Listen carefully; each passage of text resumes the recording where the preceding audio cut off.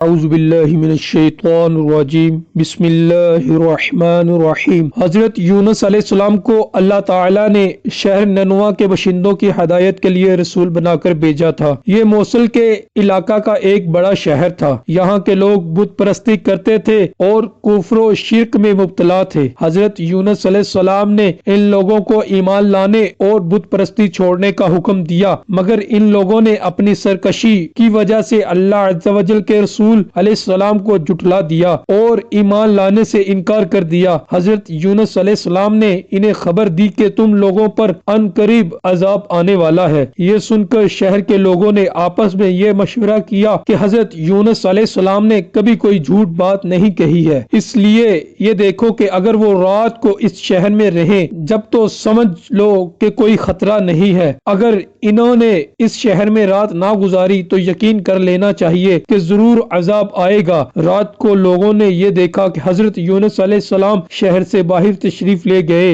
اور واقعی صبح ہوتے ہی عذاب کے آثار نظر آنے لگے کہ چاروں طرف سے کالی بدلیاں نمودار ہوئیں اور ہر طرف سے دھواں اٹھ کر شہر پر چھا گیا۔ یہ منظر دیکھ کر شہر کے باشندوں کو یقین ہو گیا کہ عذاب آنے والا ہے۔ لوگوں نے حضرت یونس علیہ السلام کو تلاش کیا مگر وہ دور دور تک کہیں نظر نہیں آئے۔ اب شہر والوں کو اور زیادہ خطرہ اور اندیشہ ہو گیا، چنانچہ شہر کے تمام لوگ خدا عز و جل سے ڈر کر کانپ اٹھے اور سب کے سب عورتوں، بچوں، بلکہ اپنے مویشیوں کو ساتھ لے کر اور پھٹے پرانے کپڑے پہن کر روتے ہوئے جنگل میں نکل گئے اور رو رو کر سچ کے دل سے حضرت یونس علیہ السلام پر ایمان لانے کا اقرار و اعلان کرنے لگے۔ شوہر بیوی سے اور مائیں بچوں سے الگ ہو کر سب کے سب استغفار میں مشغول ہو گئے اور دربار باری میں گر گڑا کر گریہ وزاری شروع کر دی۔ جو مظالم آپس میں ہوئے تھے ایک دوسرے سے معافی کرانے لگے اور جتنی حق تلفیاں ہوئی تھی سب کی آپس میں معافی تلافی کرنے لگے۔ غرض سچی توبہ کر کے خدا عز و جل سے یہ عہد کر لیا کہ حضرت یونس علیہ السلام جو کچھ خدا کا پیغام لائے ہیں ہم ان سب پر صدقے دل سے ایمان لائے۔ اللہ تعالیٰ کو شہر والوں کی بے قراری اور مخلصانہ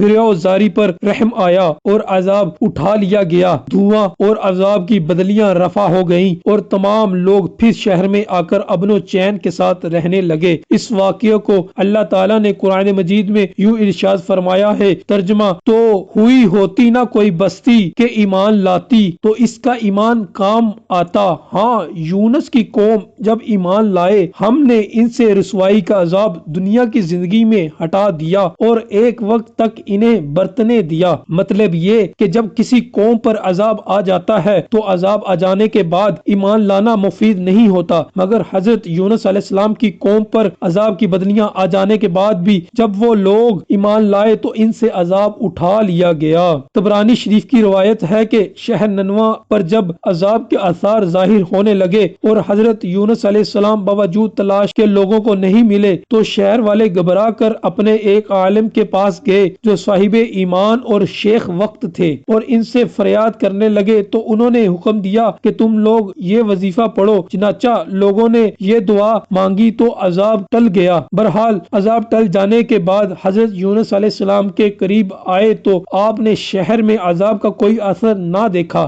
لوگوں نے عرض کیا کہ آپ اپنی قوم میں تشریف لے جائیے تو آپ نے فرمایا کہ کس طرح اپنی قوم میں جا سکتا ہوں؟ میں تو ان لوگوں کو عذاب کی خبر دے کر شہر سے نکل گیا تھا مگر عذاب نہیں آیا، تو اب وہ لوگ مجھے جھوٹا سمجھ کر قتل کر دیں گے۔ آپ یہ فرما کر اور غصہ میں بھر کر شہر سے پلٹ آئے اور ایک کشتی میں سوار ہو گئے۔ یہ کشتی بیچ سمندر میں پہنچی تو کھڑی ہو گئی۔ وہاں کے لوگوں کا یہ عقیدہ تھا کہ وہی کشتی سمندر میں کھڑی ہو جایا کرتی تھی جس کشتی میں کوئی بھاگا ہوا غلام سوار ہو جاتا ہے۔ چنانچہ کشتی والوں نے قرآن نکالا تو حضرت یونس علیہ السلام کے نام کا قرآن نکلا تو کشتی والوں نے آپ کو سمندر میں پھینک دیا اور کشتی لے کر روانہ ہو گئے اور فوراً ہی ایک مچھلی آپ کو نگل گئی اور مچھلی کے پیٹ میں جہاں بالکل اندھیرا تھا آپ مقید ہو گئے، مگر اسی حالت میں آپ نے آیت کریمہ کا وظیفہ شروع کر دیا تو اس کی برکت سے اللہ تعالیٰ نے آپ کو اس اندھیری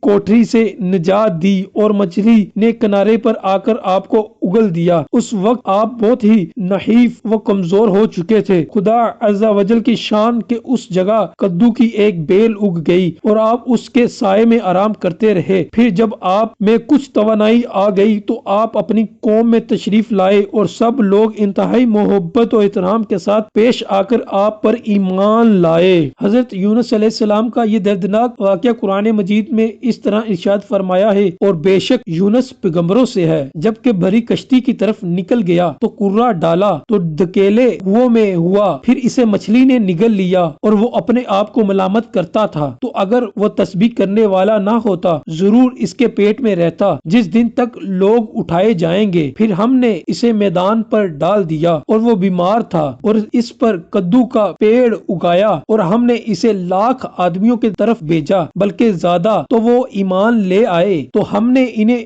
ایک وقت تک برتنے دیا۔ ننوا والوں کی سرکش سے یہ سبق ملتا ہے کہ جب کسی قوم پر کوئی بلا عذاب بن کر نازل ہو تو اس بلا سے نجات پانے کا یہی طریقہ ہے کہ لوگوں کو توبہ و استغفار میں مشغول ہو کر دعائیں مانگنی چاہیے۔ تو امید ہے کہ بندوں کے بے قراری اور ان کی گروہزاری پر الرحم الراحمین رحم فرما کر بلاؤں کو، عذاب کو دفع فرما دے گا۔ حضرت یونس علیہ السلام کی دل ہلا دینے والی مصیبت اور مشکلات سے یہ ہدایت ملتی ہے کہ اللہ تعالیٰ اپنے خاص بندوں کو کس طرح امتحان میں ڈالتا ہے، لیکن جب بندے امتحان میں پڑھ کر صبر و استقامت کا دامن نہیں چھوڑتے اور عین بلاؤں کے طوفان میں بھی خدا کی یاد سے غافل نہیں ہوتے تو اللہ عز و جل اپنے بندوں کی نجات کا غیب سے ایسا انتظام فرما دیتا ہے کہ کوئی اس کو سوچ بھی نہیں سکتا۔ غور کیجئے کہ حضرت یونس علیہ السلام کو جب کشتی والوں نے سمندر میں پھینک دیا تو ان کی زندگی اور سلامتی کا کون سا ذریعہ باقی رہ گیا تھا؟ پھر انہیں مچھلی نے نگل لیا تو اب بھلا ان کی حیات کا کون سا سہارا رہ گیا تھا؟ مگر اسی حالت میں آپ نے جب آیت کریمہ کا وظیفہ پڑھا تو اللہ تعالیٰ نے انہیں مچھلی کے پیٹ میں بھی زندہ و سلامت رکھا اور مچھلی کے پیٹ سے انہیں ایک میدان میں پہنچا دیا اور پھر انہیں تندرستی و سلامتی کے ساتھ ان لوگوں کی طرف پہنچا دیا، اور ان کی تبلیغ کی بدولت 1,00,000 سے زائد آدمیوں کو ہدایت مل گئی۔